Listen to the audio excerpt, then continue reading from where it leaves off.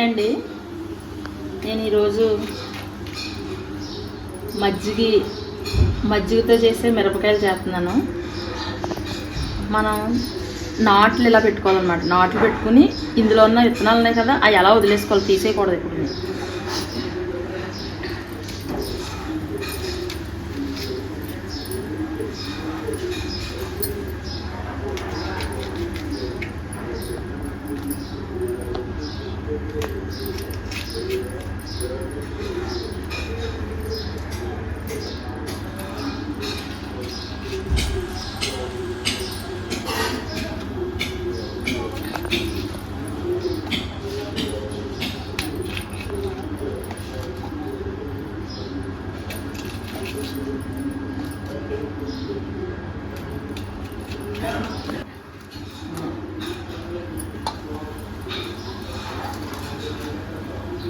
నాట్లు పెట్టుకున్న తర్వాత ఇది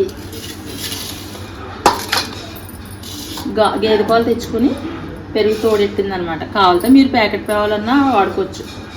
నేనైతే మాత్రం గేదె పాలు మజ్జిగ చేసుకుని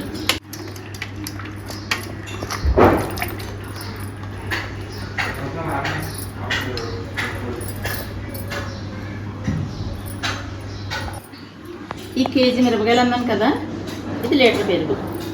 దీనికి వామ్ అన్నమాట. వామ్ కొంచెం మెత్తగా దంచి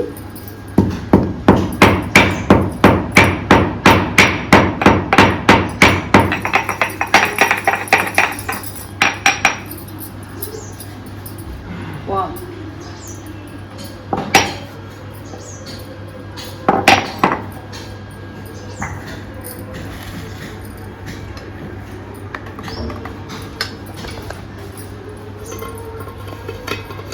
ఒక పావు లీటర్ నీళ్ళు వేసుకుంటే సరిపోతుంది. ఓకే,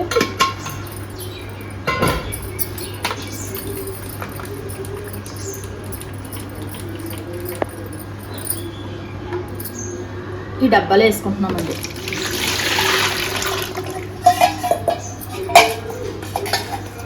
ఉప్పు నేను ఉజ్జాయింట్గా వేస్తున్నాను.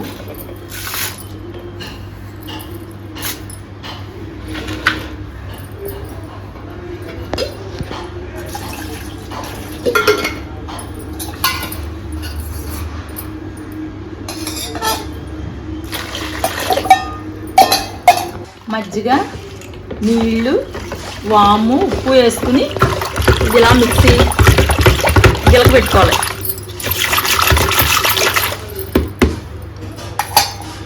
నెక్స్ట్ పచ్చిమిరపకాయలు వేసుకోవాలి.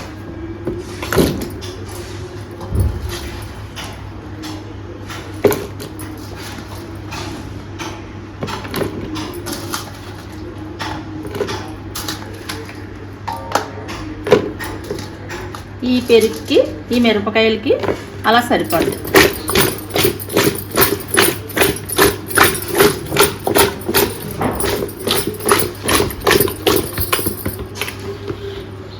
ఇప్పుడు మార్నింగ్ వేసుకున్నాం అనుకో, రేపు మార్నింగ్ వరకు ఇలా ఉంచేసుకుని నెక్స్ట్ ప్రాసెస్ చూపిస్తాం. తర్వాత రాత్రి అంతా నానిన తర్వాత మార్నింగ్ ఇలా ఎండబెట్టానండి. ఈవినింగ్ అయ్యేసరికి కలర్ వచ్చింది.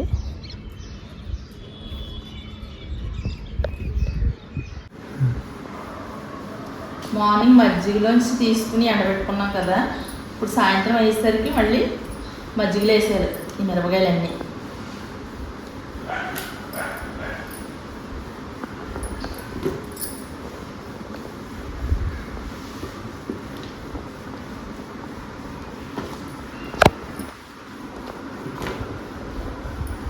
ఇలా పొద్దుట మాటలు తీసుకుని సాయంత్రం మాటలు ఇలా మజ్జిగలో వేసేసుకుని అలా 4 రోజులు ఎండబెట్టుకుంటే బాగా లాగుతుంది అన్నమాట. మజ్జిగ, వాము, ఉప్పు, మిరపకాయలు బాగా పడుతుంది అన్నమాట.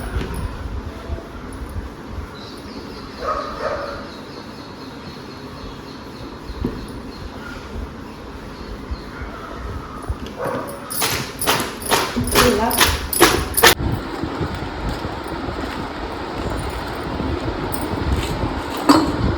డేస్ ఎండబెట్టానండి. 4 డేస్ ఎండిన తర్వాత ఇలా ఎండనియ్యి. ఎందుకంటే ఈ మజ్జిగ మిరపకాయలు అంతమానం వాడాం కదా, అందుకని నేను గాజు దాంట్లో స్టోరేజ్ చేసుకుంటున్నాను. ఎక్కువ చేసుకున్న వాళ్ళు ప్లాస్టిక్ డబ్బాలో లేదా స్టీల్ డబ్బాలో అలా స్టోరేజ్ చేసుకోవచ్చు. ఎక్కువ స్టీల్ వాడితేనే మంచిది ప్లాస్టిక్ కన్నా.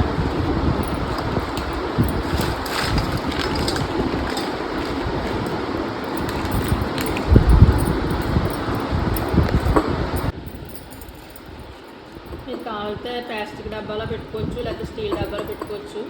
నా ఈ కేజీయే కదా అని గాజు సీసాలో స్టోరేజ్ చేసుకుంటున్నాను.